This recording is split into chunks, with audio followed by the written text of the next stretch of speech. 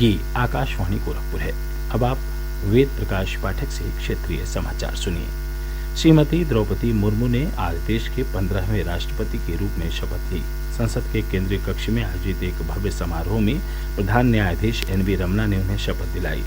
शपथ ग्रहण के बाद राष्ट्रपति ने अपने संबोधन में कहा कि भारतीय लोकतंत्र की यही खूबसूरती है कि देश के दूर दराज के इलाके की एक गरीब महिला राष्ट्रपति बनी। भारत के सर्वोच्च संवैधानिक पद पर निर्वाचित करने के लिए मैं सभी सांसदों और सभी विधानसभा सदस्यों का हार्दिक आभार व्यक्त करती हूँ। आपका मत देश के करोड़ों नागरिकों के विश्वास की अभिव्यक्ति है। मैं भारत के समस्त नागरिकों की आशा, आकांक्षा और अधिकारों की प्रतीक इस पवित्र संसद से सभी देशवासियों का पूरी विनम्रता से अभिनंदन करता हूँ।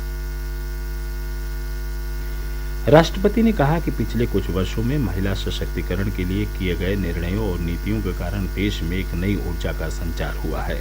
उन्होंने नए भारत की भावना और इसके वैश्विक नेता के रूप में उभरने का उल्लेख करते हुए कहा कि दुनिया को भारत से बहुत उम्मीदें हैं।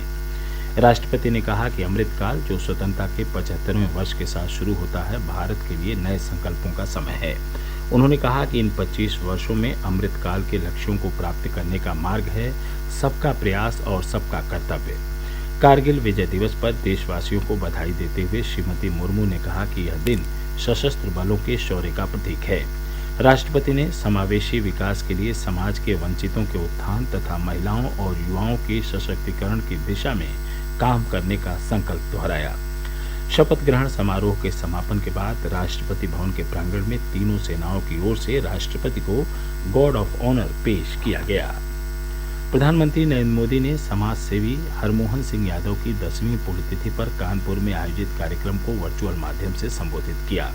उन्होंने कहा कि हरमोहन सिंह यादव ने अपने लंबे राजनीतिक जीवन में राम मनोहर लोहिया के विचारों को कानपुर की धरती से आगे बढ़ाया। श्री मोदी ने कहा कि उन्होंने देश और प्रदेश की राजनीति में जो योगदान दिया और समाज के लिए जो कार्य किए, उनसे आने वाली पीढ़ियों को मार्गदर्शन मिल रहा है। प्रधानमंत्री ने कहा कि आज हमारे लोकतंत्र के लिए बहुत बड़ा दिन है। आज देश की नई राष्ट्रपति का शपथ ग्रहण हुआ है। उन्होंने कहा कि आज़ादी के बाद पहली बार आदिवासी समाज से एक महिला राष्ट्रपति देश का नेतृत्व करने जा रही हैं। प्रधानमंत्री ने कहा कि सामाजिक न्याय का अर्थ है समाज के हर वर्ग को समान अवसर मिलना। उन्होंने कहा कि दलित, पिछड़ा, आदिवासी, महिलाएं, दिव्यांग जब आगे आएंगे तभी देश आगे बढ़ेगा। मुख्यमंत्री योगी आदित्यनाथ ने आज पश्चिमी उत्तर प्रदेश में कांवड़ यात्रियों के लिए की गई व्यवस्थाओं का हवाई सर्वेक्षण किया। उन्होंने अधिकारियों को निर्देश दिया कि कांवड़ यात्रा के दौरान भक्तों और आम नागरिकों को कोई समस्या नहीं होनी चाहिए। श्रावण मास के दूसरे सोमवार पर आज शिव मंदिरों में जलाभिषेक के लिए श्रद्धालुओं की भारी भीड़ है। वाराणसी के काशी विश्वनाथ धाम में भी भगवान शिव के दर्शन पूजन के लिए बड़ी संख्या में श्रद्धालु पहुंचे हैं। मंदिर प्रशासन का अनुमान है कि सावन के पहले सोमवार की तरह दूसरे सोमवार पर भी 5.5 लाख से अधिक श्रद्धालु बाबा विश्वनाथ का दर्शन करेंगे।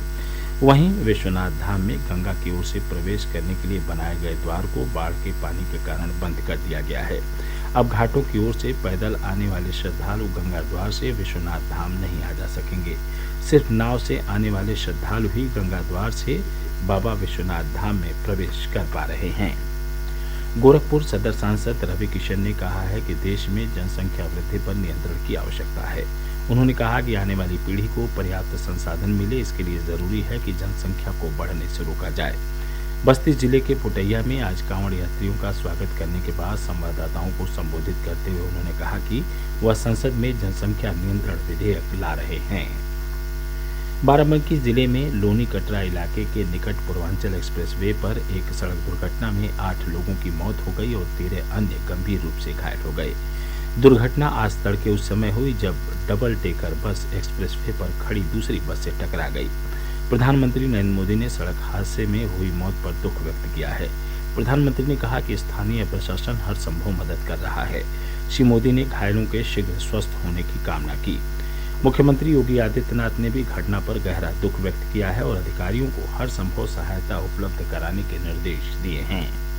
प्रदेश में कोविड रोधी टीके की एहतियाती डोज लगाने का 75 दिनों का विशेष अभियान जारी है। 18 से 59 वर्ष आयु वर्ग के लाभार्थी जिन्हें कोविड टीके की दूसरी डोज लगे 6 महीने हो चुके हैं, वो सरकारी टीकाकरण केंद्रों पर जाकर एहतियाती डोज निःशुल्क लगवा सकते हैं। इसके साथ ही क्षेत्रीय समाचारों का बुलेटिन समाप्त हुआ। नमस्कार।